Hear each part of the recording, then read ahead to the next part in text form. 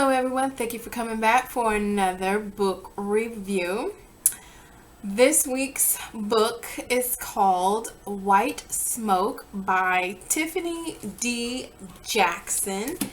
And this is the cover of the book, which is very, very pretty, very eye-catching. Okay, so let's get straight into this goodness. This story revolves around a family that has moved to a town in California. The blended family consists of the mother Raquel, of which she has two children, Marigold and Sammy. And then there is the father of Piper, Alec. The blending is not only in the two separate families coming together, but also two different races. Alec and Piper are Caucasian, and the other family members are African American. The racial aspect played a part in the book a couple of times, so it was worth mentioning here in this review. The family moved because Marigold had an incident occur in the previous town that they lived in, and so they left to get a fresh start. The opportunity came when Raquel won a residency in this new town in California. And this town was supposed to be getting redeveloped. And this family was supposed to pretty much be the spokesperson, poster family for this redevelopment. They were to live in the home for a specified amount of time, make social appearances and other obligations, and at the end, the home would be theirs free and clear. Sounds like a good deal, right? Maybe not so much. Raquel is the author working on her next creation, and Alec started working for the conglomerate behind this great opportunity. Upon arrival in the new town, something was amiss. The town didn't appear to be developing. Many vacant homes and lots lined the street the family was to live on. It seemed like a ghost street, and then from somewhere people emerged and gawked at the new family moving in. It wasn't long that strange things began to happen in this home. There was pungent odor, items being misplaced, shadows, among other things. I won't tell you any more about it. No, I won't tell you any more about what happened, because that is the part of the book that sucks you in. You have to read the book to find out what and how these shenanigans happened. What I will say is, while reading this, there are parts of the story that made my stomach churn. It seems that the parents are oblivious for the most part. The children are 2 against 1. Marigold and Sammy believe Piper is behind some of what is happening. Since moving into the home, Piper has developed a friend named Miss Sugar. Piper blames what's happening on Miss Sugar. And Piper tells Marigold that Miss Sugar said she is in her house and wants her gone. Marigold is shook from jump and is fiending for some marijuana to calm her nerves. Because of Marigold's prior incident, she doesn't believe the adults will believe her if she tells them about what's been happening. All the little shenanigans that have come about since moving into this new home. She believes they will think she is on the verge of mentally cracking or using drugs again.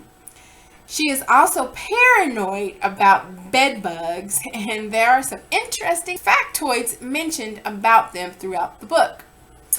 I have no idea if they are legitimate factoids or not. I didn't go research it.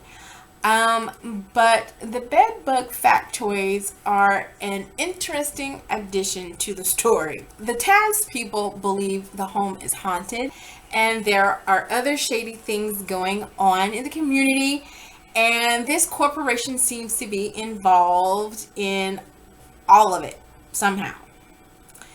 The town has a history of over-policing, corruption, media and electronic censorship and monitoring, and mass incarceration of its citizens. Marigold does find some friends within the short period of time after arriving in town. One of them is Yusef, and I think that's how you pronounce it. Yusef is the popular guy in town that befriends Marigold. Erica is the weed head Marigold is trying to get close to for the purposes of scoring what she desperately feels she needs and wants. Yusef becomes Marigold's new confidant about all the shenanigans happening at her home. The crap hits the fan just before Halloween, where some pretty horrifying things happen in this town. And this period of time is dubbed Devil's Night, according to the internet. The family members are in a fight against time and for their lives. But you will have to read the book to find out how all of that unfolds. So grab onto your seats because it's a bumpy ride. Alec is irritating. He has that "my child can do no wrong" syndrome and everybody else is to blame attitude. Rachel plays a passive, let's please Alec and Piper role. That kind of, can't we all just get along? Rachel doesn't stick up for the children as you would think a mother would, which is kind of off-putting. Although Piper has gone through some devastating things in her short life, she is still like a bratty stinker of a kid. Marigold is a bit off the hinges, but trying to keep it together as best she can given the circumstances. And poor Sammy is in the middle of this dysfunction and is supportive of Marigold as best he can. The author did a superb job of getting you hooked and keeping you on the line the whole way through. The level of description was awesome. It is definitely a page turner. This book is categorized as a young adult. I guess because the story is being told through the lens of Marigold, the teenager. I would say it has an adult level of creepy factor, in my opinion. I may feel that way because paranormal and haunting type of reads are not what I gravitate towards. Even with that being said, I couldn't put the book down. I couldn't put the book down. So there is my warning. If you have a queasy stomach, just be prepared. There is no discussion questions provided in the book. There are some underlying topics, though, that could be discussed from reading this book. Some of those are how false allegations against a person can totally ruin their lives and the lives of the people that they love. How major corporations can destroy a community for their own agenda and profit. The topic of censorship in the area of media and internet information control by companies.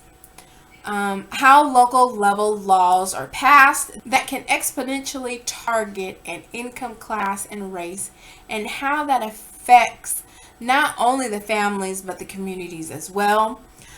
In connection with that, how laws are geared towards filling the cells of prisons. So, like a sidebar on this one, I remember hearing once that some prisons are private entities, like not government run or controlled, and one could buy prison stock.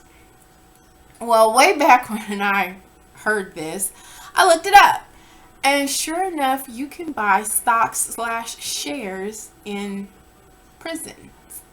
Meaning you can make money off of the cells being occupied by prisoners.